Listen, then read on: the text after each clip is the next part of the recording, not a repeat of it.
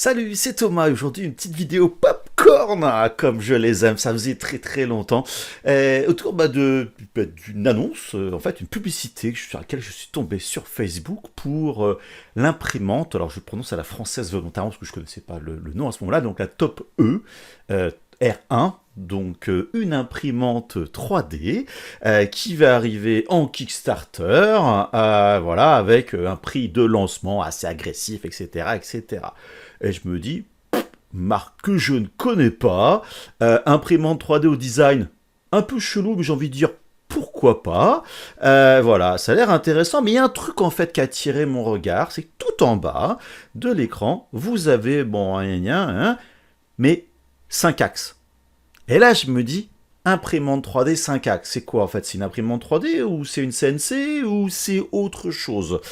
Donc là, voilà, ça, il y a un truc à aller voir. Et pourquoi je parle de popcorn? Parce que je vais vous commenter bien sûr la vidéo marketing qu'ils ont partagée sur leur donc, chaîne YouTube. Alors attention, la vidéo est quand même en deux parties. C'est-à-dire que je vais me faire plaisir en critiquant la vidéo, mais il y a un point qui est vraiment ultra intéressant, et là je vais être ultra sérieux, forcément sur la fin de la vidéo, enfin bref, un peu au fur et à mesure et tout. Donc voilà, je rigole d'un certain point de vue, mais de l'autre côté, je rigole pas. Donc on va voir ça. Bref, donc je passe à la vidéo. Alors, je la laisse, elle est volontairement en anglais, je vais vous laisser le son. Alors, les anglophobes, vous inquiétez pas, j'ai un peu traduire ce qui se raconte. Mais pour les autres, je vous laisse apprécier la qualité du jeu des acteurs, le scénario, le doublage des voix qui sont pourtant en anglais mais qui ont été redoublées pour je ne sais pas quelle raison, les petits animaux, bref, le monde idéal de la petite famille fantastique qui veut se lancer dans l'impression 3D. Et c'est parti. For the McKays, an ordinary morning is about to change with... Voilà, déjà on parle du nom de la famille, forcément il y a le chien qui arrive, bah oui, une bonne famille n'a pas de chien, c'est un grand classique dans la publicité, donc les McKays, voilà, c'est un matin tout à fait ordinaire, qui est sur le point de changer avec cette arrivée, voilà, dans leur famille, on pourrait dire un nourrisson, etc. Non, pas du tout, donc toute la famille est présente, le petit enfant, bien sûr, faut qu'il aille avec. its arrival. Voilà, ça j'adore vraiment quand il y a des chiens, le pauvre chien il est pour rien, le pauvre. Meet the newest member of the family. Voilà, et là donc on découvre l'imprimante et dès maintenant, il faut le savoir que l'imprimante s'appelle la Top E, qui, un peu dans le design, fait penser à Wall-E. Pas vraiment à Wall-E, plutôt à Eve dans Wall-E. Pour ceux qui ont vu le film, si vous n'avez pas vu, franchement, regardez ce film, il est extraordinaire, surtout dans l'époque actuelle dans laquelle on est. An intelligent companion who understands your wild ideas. Voilà, déjà c'est le compagnon intelligent qui comprend vos idées les plus folles, tout simplement, qui va créer bien sûr... and creates alongside you, Toby. Voilà, donc on découvre Topi, voilà exactement la version R1 avec son écran sur le dessus, avec un joli benchy pour le bouton 3D print, et on voit effectivement la machine en dessous, donc qui est une imprimante 3D. Alors, bon, on n'aime pas le design, moi je trouve ça un peu kitschoun sur les bords, mais j'ai envie de vous dire ce que je dis souvent à chaque fois, le design d'une machine, moi du moment qu'elle marche bien, qu'elle correspond à mes besoins, c'est moins grave. Mais dans cette époque où le design rentre en compte, ça peut jouer. Bref, il y a un côté très chinois. Wait, are you saying this one machine does everything we need? Alors là, voilà. Donc attention, en train de dire que cette machine-là, elle peut faire tout ce dont on a besoin. C'est ce genre d'affirmation, en général, je me méfie énormément. Enfin, moi, c'est pour ceux qui ne le savent pas, je suis un directeur marketing, etc. Donc, ça me parle forcément, ce genre de choses. Quand on commence à faire des annonces comme ça, même si c'est une publicité, faut faire attention. Et là, il n'y a pas vraiment de réponse directe. L'imprimante fait « Ah, ok !» Donc, sous-entendu, a priori, je peux faire tout ce que tu as besoin. Le petit truc aussi qui me fait un peu tiquer, je m'interroge sur l'image, c'est qu'il y a l'écran, alors le petit assistant, machin, alors est-ce que ça va être comme ça au final ou pas? J'en sais rien. C'est qu'il y a quand même deux haut-parleurs sur le côté. Donc effectivement, si on doit parler à la machine dessous, si la machine nous parle en retour, ça me fait un petit peu peur ce genre de gadget. Hey Toby, can you make me a super cool helmet?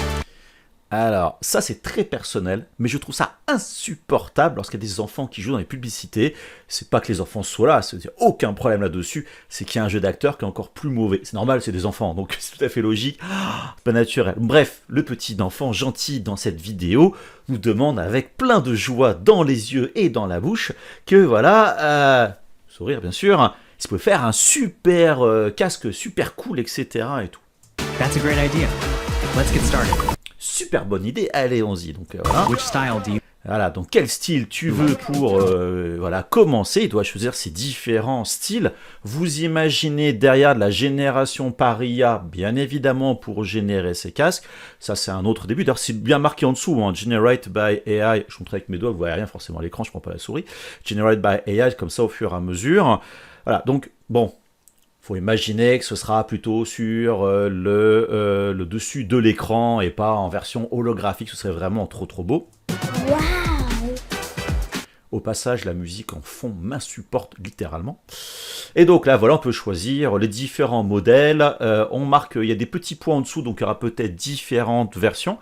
Je soupçonne une sorte d'abonnement, un truc comme ça, parce que ça coûte de l'argent de générer des modèles 3D, encore plus ils sont pour rien. Voilà. Petit point de vue. Don't worry, leave it to Topi. It understands. Voilà, donc on va laisser bien évidemment à Topi la joie de créer ces modèles 3D et de les imprimer, et on découvre, nouveauté, on va dire, fonction intéressante, que la machine est donc multicouleur et propose 4 bobines. Alors, on voit qu'elles sont sur le dessus, elles sont plus ou moins à l'intérieur. Je m'interroge très sérieusement sur l'accessibilité de ces bobines. Parce que là, on voit bien qu'elles rentrent dans des petits renforts en dessous, à droite, à gauche. Il faut le rentrer dans les différents spools, même si c'est motorisé. Mais a priori, c'est pas le cas parce qu'on a ici le connecteur pneumatique qui, alors ça qui est bizarre, j'ai du mal à comprendre. On a une bobine ici, on a le connecteur pneumatique avec le filament qui passe derrière. Enfin, je sais pas, pour moi, il y a un truc qui est pas cohérent. Bon, j'imagine que c'est un proto, hein, c'est histoire de discuter, mais... c'est un peu louche. Et surtout, vous allez le voir un peu plus tard au fur et à mesure de la vidéo, essayez de faire attention à la taille de cette imprimante. Elle n'est pas petite. Donc si l'imprimante n'est pas petite, elle est sur une table, et vous devez accéder sur le dessus, c'est-à-dire qu'il faut prendre genre un petit escalier 3 marches pour accéder au dessus de la machine. Donc là, j'ai un petit souci d'interrogation sur la machine. Bref. Your needs and responds instantly. Ah. From idea to selection, it's crystal clear, allowing... Voilà, on est sur un cutter, extrudeur double entraînement, enfin bon, des choses assez classiques. On découvre quand même qu'on est sur une tête entièrement métal qui monte à 350 degrés. Je sais pas ce que veut dire le H d'ailleurs au passage. Ah non, Houghton, voilà. To begin with, just... Donc là, quelques statistiques, on est sur les classiques, 500 mm par seconde, de vitesse d'impression en général, c'est plus ou moins les déplacements par l'impression, 20 000 d'accélération. One word, one machine, everything handled. Voilà, aussi, machine complète quand même, hein, parce que justement, il y a la chauffe de la chambre. Bon, si vous imprimez du PLA, comme c'est sûrement le cas dans l'illustration, on va dire ici, c'est l'illustration, on ne met pas une chambre chauffante. Voilà, Watch as inspiration takes shape rapidly, and creativity comes to life right before... On découvre le volume. Bah, si on doit rentrer un casque dedans, il faut un grand volume, 350 par 340 par 320. On est quand même sur le haut du panier. Vous vous rappelez la notion de taille d'imprimante que je vous mentionnais tout à l'heure. Alors, à partir de maintenant, on va commencer à avoir des impressions. Je vous demanderai de regarder, en parallèle de ce que je vais vous dire, la qualité d'impression. Je prends aussi avec des pincettes que c'est sûrement des images avec des prototypes et ce genre de choses, peut-être pas finalisées, donc faut pas l'oublier non plus pour autant. Alors, là, bien sûr, il y a une petite scène d'animation.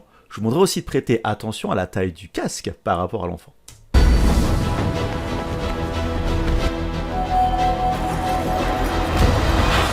Voilà, il y a un casque qui fait 3 fois sa tête, le pauvre gamin.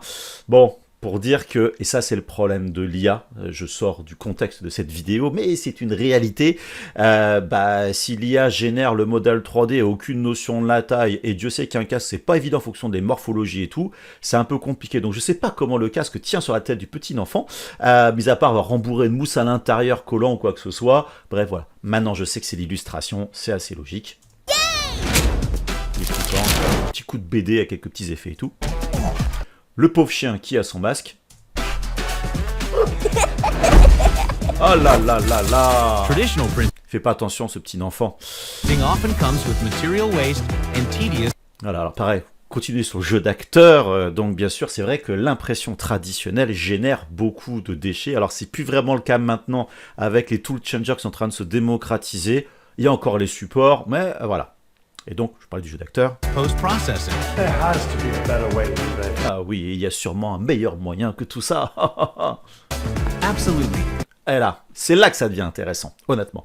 Et là, bien sûr, mon mouvement 5 axes va donc prendre en charge tout ça, faire attention à tout ça. Et alors, j'adore le petit effet de lunettes spling dessus sur l'écran. On marquera sur le côté le petit port USB. My 5-axis Et au passage, le rail linéaire directement là. motion system will take care of it. Donc là, il va faire l'impression d'un truc. On a déjà les stats. Donc je pense que c'est quand même pris plus ou moins sur des écrans de la machine. Je ne sais pas si c'est vraiment complet, mais évaluation du temps. On précise bien qu'on est sur du 5 axes. Now, you can say goodbye to complicated support setups and bid farewell to. Voilà, et c'est ça le truc vraiment que vous regardez. Regardez bien, le plateau donc est sur 3 axes classiques, on va dire, pour du corps XY, mais les axes sont indépendants et peuvent orienter le plateau, et donc surtout pendant l'impression. Waste. Voilà, Autobot Break Evading. free from the limits of gravity and print in forms. Voilà, et ça, je vous laisse processer un petit peu ça, de vous projeter par rapport à vos impressions. J'en reparlerai un peu plus à la fin de la vidéo. Never before possible. Voilà, c'est-à-dire d'incliner le plateau permet d'avoir des angles et des surplombs qui seraient peut-être un peu trop marqués vont être beaucoup moins marqués et éventuellement éviter justement des problèmes de support ou des fois des supports endroits plus ou moins inaccessibles.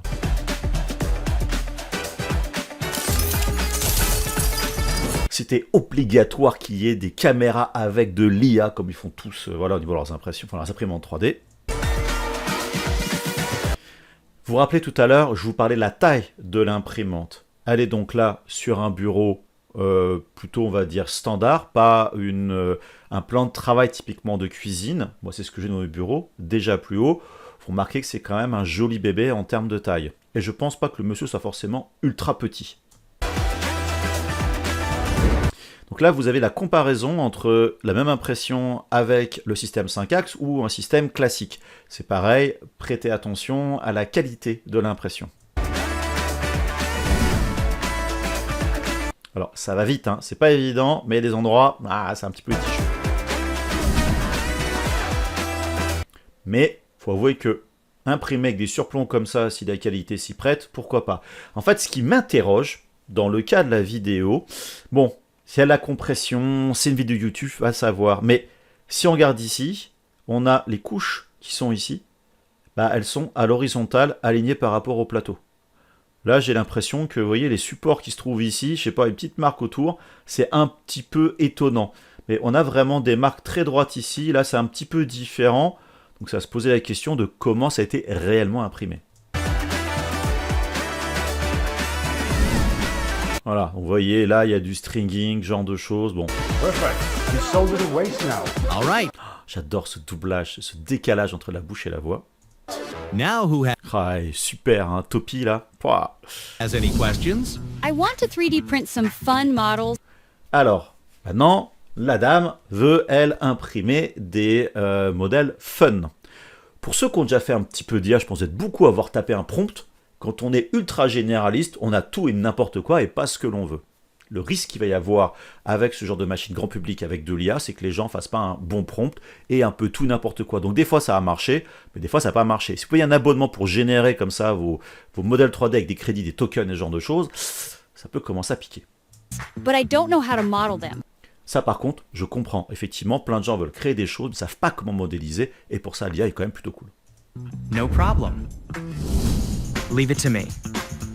How about Voilà, là, elle propose des choses. Un modèle fun, déjà, elle propose des vases. Je suis désolé, des vases, c'est pas super fun. these? Every idea deserves to be brought to life. Just say what you want. Voilà, fun modèle, c'est une espèce de tour ou je sais pas quoi. Alors, ça peut être sympa comme modèle, mais voilà. And watch your 2D concept spring to life in a 3D world. Let creativity become part of Voilà, et notez la future petite remarque de madame. every day. No more worrying about gift snap. Effectivement, je suis d'accord avec elle, l'impression 3D est un moyen de créer des cadeaux vraiment personnalisés et de pas acheter des choses, etc. Sauf que là, on est sur un frisbee avec le chien, ce genre de choses. Faut à côté un moyen de faire des stickers et ce genre de choses. On n'est pas dans le cas de l'impression 3D, mais là, je sors carrément du sujet. Ah là là, j'adore cet écran avec ces espèces d'emojis, de trucs et tout. I want a toolbox. Alors là, lui, je veux une boîte à outils. J'en veux une maintenant. Ouais, mais c'est pareil. Quoi, comment, etc. On n'en sait rien. I want a unicorn Un masque de licorne. Vous regarderez le masque tout à l'heure. mask. I'm looking for a basketball. Et là, il veut une balle de basket. Enfin, ballon de basket. Ouah. Okay. Merci, no Topi. problem. Create with a word. Voilà. Donc, vous voyez, son masque de licorne, donc à la dame. Je sais pas ce que c'est, ça ressemble pas trop à un masque de licorne, tout du moins dans ma tête. Bon, le garçon, lui, il a un ballon, ça s'appelle un... Ah, j'ai mangé le terme. Enfin bref, c'est des ballons, on va dire, à moitié vidés. Je suis pas sûr que l'IA puisse vraiment la générer telle qu'elle. Bringing fun and Lui, il a sa belle boîte, on va dire, à outils. innovation into everyday life. Voilà. Et bien sûr, le chien, il faut l'oublier, il a le droit à sa balle. Je suis désolé, hein, je me moque, mais j'en ai marre de voir... Enfin, j'en ai marre. Je trouve ça tellement ridicule, ces vidéos, on va dire, tellement à côté de la plaque. Create endless possibilities with Topi. Voilà, donc, bien sûr, on peut créer de façon illimitée, sans fin, avec Topi, mais en fait avec quasiment n'importe quelle imprimante 3D. Alors, si on met maintenant de côté l'aspect très gnangnan, si on peut dire, de cette vidéo marketing, c'est pareil, ça n'engage que moi. Moi, ce qui m'intéresse plutôt, c'est les specs de la machine. Alors, le côté IA, j'émets des sérieux doutes à l'heure actuelle. Je sais que c'est qu'une question de temps avant que les IA 3D s'améliorent. Ça s'améliore ultra rapidement, je suis bien placé pour le savoir. C'est vraiment, voilà, c'est un peu l'avenir, mais pas forcément ce qui va être intégré dans une machine comme ça, c'est limité. De ce que j'ai vu, en fait, en faisant quelques petites recherches autour de la marque, le site internet et tout, c'est qu'apparemment, il y a plutôt un logiciel qui va proposer de la génération d'IA, mais un peu comme vous irez avec du litchigène, avec du tripot, du meshi, ce genre de choses, avec différents objets. Et là, déjà, même si c'est assez rigolo, il faut avoir une aisance légère avec de l'informatique pour le faire. Mais comme tout à l'heure je disais au moment du masque, enfin du casque qu'a cet enfant, qui n'est pas à la bonne taille, il y aura vite des problématiques. Sauf que quand vous lancez un casque sur une imprimante grande comme ça, la taille réelle en multicouleur, tous ceux qui ont fait des casques savent à quel point c'est long à imprimer. Donc il ne faut pas se vautrer sur la taille. Bref, voilà. Ça c'était le premier point, donc le côté IA. Le design, j'en ai parlé, etc. D'un point de vue spec dans l'ensemble, j'ai parlé du 5 axes forcément sur la fin, on est sur une imprimante tout à fait classique, 4 couleurs, Core XY, grand volume, montée normale pour de la chauffe. Elle est entièrement fermée. Ce qui veut dire que c'est une imprimante potentiellement ouverte à toutes sortes de matériaux techniques, des matériaux assez standards à l'heure actuelle. Bon, on ne sait pas comment la hot-end, on ne sait pas est-ce qu'il y a une évacuation, une filtration, ce genre de choses, mais ça a l'air assez intéressant sur le papier. On ne peut pas forcément en dire plus. Mais, et là pour moi, ce que je disais dès le début, hormis ce côté voilà, marketing de cette vidéo, le côté 5 axes est super intéressant. Alors c'est pas du tout la première machine à inventer ça, il y a différents projets qui existent, open source, etc. à droite à gauche, mais là a priori c'est la première imprimante commerciale qui en plus est annoncée sur Kickstarter et moi, ce qui me fait penser quand je vois le marketing de cette machine, c'est la machine pour une famille qu'on va mettre dans la salle à manger, sur la table basse, devant la télévision, parce que c'est vachement mieux qu'une télévision. Je suis pas complètement opposé à cette idée-là, mais ça pareil, ça n'engage que moi. Bref, cette machine-là, on peut pas la vendre 3000 balles, on peut pas la vendre, je dirais, 2000 euros. Si c'est pour la famille, faut pas que ça dépasse les 1000 euros la machine. Alors je dis ça au doigt mouillé, mais ce serait logique d'un point de vue prix, surtout quand on voit la concurrence. Je l'ai mentionné plusieurs fois avant, même au niveau du prix, il faudra voir s'il n'y a pas des notions d'abonnement par rapport à ce côté IA. Ça paraît pas, mais sur le court terme, on va dire, bah c'est pas grave, sur le long terme, ça peut éventuellement augmenter drastiquement le prix, on va dire, de la machine. Mais ce côté 5 axes, en lui-même, si vraiment ça marche, et là on se base sur des vidéos avec de la 3D, des machins, etc., très marketing, ça peut être vraiment une grosse avancée. Je suis le premier à modéliser, à tout penser mes modèles 3D de façon à limiter au maximum les supports.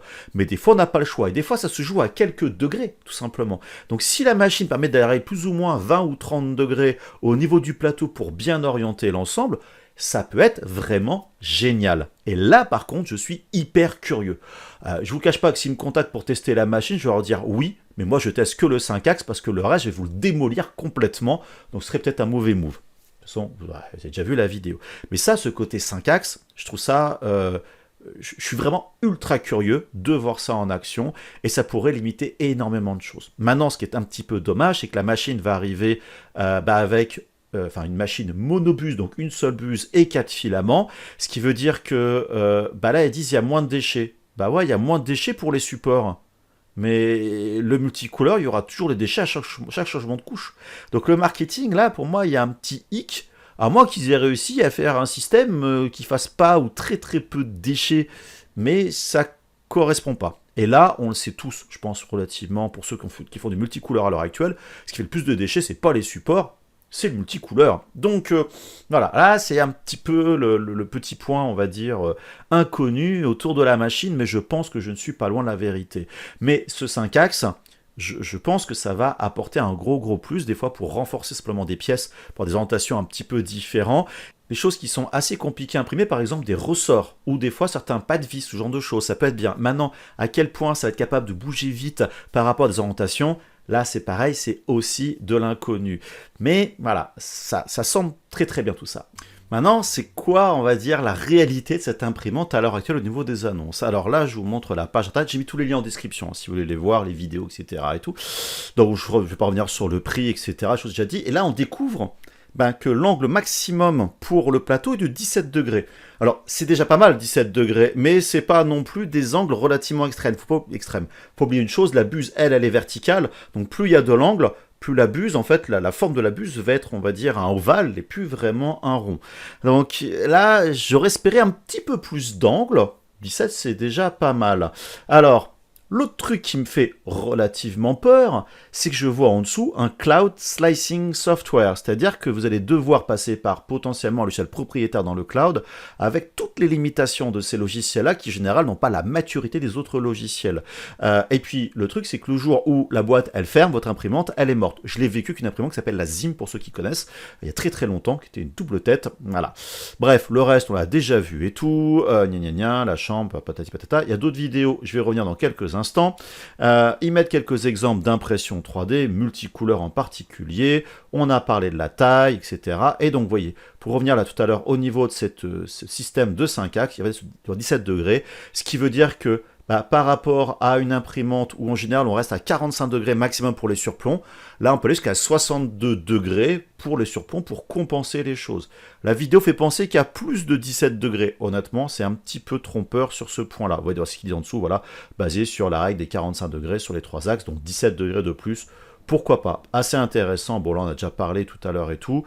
Là, on a une vue de slicer qui est un peu différente. Je pense que c'est du hors-cas, honnêtement. Donc, on voit l'angle qui bascule sur le côté. Vous voyez, c'est pas une grosse différence par rapport à, je dirais, au niveau d'un plan horizontal.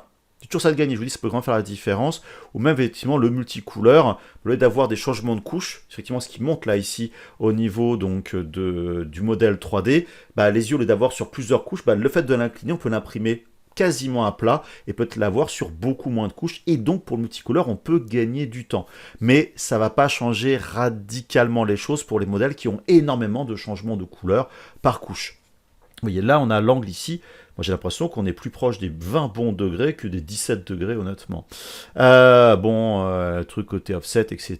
Topi, j'en ai déjà parlé. On découvre derrière quand même que ça tourne avec les modèles assez classiques. Alors le Tencent Q1, j'imagine ici, donc c'est Tripo et Meshi 3D est mort. On pourra choisir. Mais c'est des modèles commerciaux, donc vraiment il faudra payer. Et là voilà, ce que je vous disais, éviter les installeurs et tout va se faire dans Topi Studio qui marche dans le navigateur, je reviens par la suite. Voilà, bon bref, ce qu'on a déjà vu au préalable, bien sûr la compensation de vibration, le Pressure Advance, les doubles caméras avec de l'IA. Je parlais d'infiltration, je savais pas, effectivement, il y a bien une filtration, alors bon, à quel point elle est efficace, c'est du HEPA et charbon actif, bon, toujours ça de prix, on va dire. Les spécifications, vous voyez, on est sur 750 mm de hauteur. Donc sur un bureau un petit peu, vous n'êtes pas très très grand, il faut accéder sur le dessus pour les bobines. Et vous avez vu, s'il faut rentrer les filaments dans les trous, ça va être relativement compliqué. Voilà, des vitesses de déplacement 1000 mètres par seconde quand même. Donc vu la taille, bon bref, voilà les choses assez classiques. Et ce qui est intéressant, c'est voir les choses en action. Donc là, il y a le logiciel, mais si on regarde bien, on est sur un navigateur web, où là, on a des choses tout à fait classiques, de text to prompt en 3D. Alors là, on a le droit à un joli panda généré en 3D, qui va par la suite, ça fait très tripot quand même ça, après, on amène ça dans la machine, on voit l'interface de la machine. Alors la vidéo rame, je sais pas pourquoi, vous m'en excusez. Je reviens, hop, au niveau donc de l'écran. Donc vous voyez les écrans qu'on voyait tout à l'heure en prévisualisation dans la vidéo marketing, on le retrouve quand même ici, vous voyez les informations et tout. Écran quand même relativement large, j'avoue, alors avec un effet très très futuriste. Et l'impression donc va se faire. Alors là, c'est une impression 3 axes classique. Et ce qui est un peu dommage, c'est que le modèle était multicouleur. Là, en fait, il imprime en monocouleur. Alors, il y a un peu de flou à côté. Je pense qu'on voit des machines concurrentes, tout ce genre de choses, ici et là. Vous allez voir, pour la vidéo suivante, on voit qu'il y a beaucoup d'essais qui ont été faits comme ça sur le côté. Mais surtout, c'est que ce qu'il faut quand même voir, et c'est assez rassurant, c'est que là, j'imagine, c'est dans un bureau, un atelier ou un truc comme ça, on a la machine qui est en train de tourner, on est au-delà du prototype, il y a le carénage, il y a tous les éléments, on est sur un proto très très avancé. Voilà, ça avance. On voit l'intérieur de la machine. Donc là, on voit qu'il y a un ventilateur auxiliaire qui est sur le côté. Il n'y en a qu'un seul. C'est un peu dommage qu'il n'y ait pas un deuxième de l'autre côté. Voilà, je parlais tout à l'heure de rails linéaires et tout. Donc les 3 axes, qui sont donc soutenus, on va dire, par des rails linéaires. On les voit donc 2 comme ça ici. Là en dessous, je ne sais pas ce que c'est. Peut-être un poop collector, aucune idée. Enfin, de récupération comme ça au niveau du modèle. Là, en gros, le but de la vidéo, c'est de montrer, oui, elle marche au moins comme une imprimante classique. Vous remarquez qu'il y a bien du fil d'ange directement sur les côtés au niveau du modèle. Il n'y a plus qu'à le sortir et bref, voilà. L'autre démo intéressante, justement, là ils ont fait une timelapse, ça qui est bien pour montrer sans tricher. C'est ce qu'on voit juste avant, l'espèce de tube comme ça en hélicoïde. On voit que l'imprimante fait le palpage directement du plateau. Commence l'impression 3D et on va pouvoir voir le plateau qui va s'incliner en fonction du, tu voyais, en train de s'incliner directement vers l'avant et sur comme ça un coin latéral en compensation de l'autre côté, et donc on voit quand même l'angle maximum obtenu pour la machine pour faire ce genre de choses. Alors honnêtement, la forme on pourrait l'imprimer sans ce genre de système, mais ça montre effectivement que ça marche, certes en accéléré. Maintenant, effectivement, j'aurais bien voulu un petit peu plus d'angle au niveau de cette Topi. Bref, voilà pour cette vidéo popcorn, news créative, appelez comme vous voulez, autour de cette imprimante donc de Topi, la R1. Je vais pas forcément essayer de chercher à la tester, honnêtement.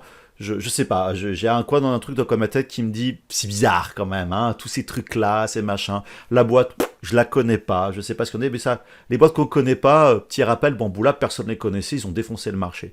Donc, je vais pas m'arrêter là-dessus. Bon, s'ils me contactent, je verrai les conditions. C'est typiquement le genre de vidéo où je demanderai des sous. Je vous le dis dans toute transparence parce que je sens que ça va être compliqué, je sens que ça va être galère. C'est un Kickstarter et ce genre de choses. Voilà, donc n'hésitez pas surtout à me dire en description de la vidéo ce que vous pensez. N'hésitez pas à voir la vidéo intégrale d'introduction que je vous ai montré tout à l'heure, enfin de marketing. Donnez votre avis, qu'est-ce que vous pensez à la machine? Est-ce que c'est pour vous la machine? Oh mon Dieu, c'est génial avec l'IA, ça va me changer la vie. Et puis ce mode 3 axes, enfin de 5 axes, c'est vraiment génial. Ou alors, voilà, ça fait très scam. Je pense pas que ça fasse du scam honnêtement, parce que la machine est quand même réelle. Voilà, c'est à prendre avec un petit grain de sel. Bref, dites-moi ça. Et puis si vous aimez ces vidéos popcorn un peu de temps en temps que je fais, dites-le moi. Parce que moi comme ça me change un peu les idées. Je peux dire des conneries, hein, faut dire ce qui est. Ça me fait un petit peu plaisir, au-delà de l'analyse entre guillemets sérieuse de la machine.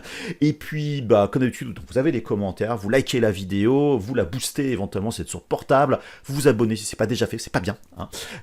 Et puis, vous avez les réseaux sociaux, Instagram, TikTok, etc. Le canal de discussion sur Instagram, la vie de Poly Workshop, la news créative, les news, créatives, etc., etc. Tout ce que vous voulez, comme d'habitude.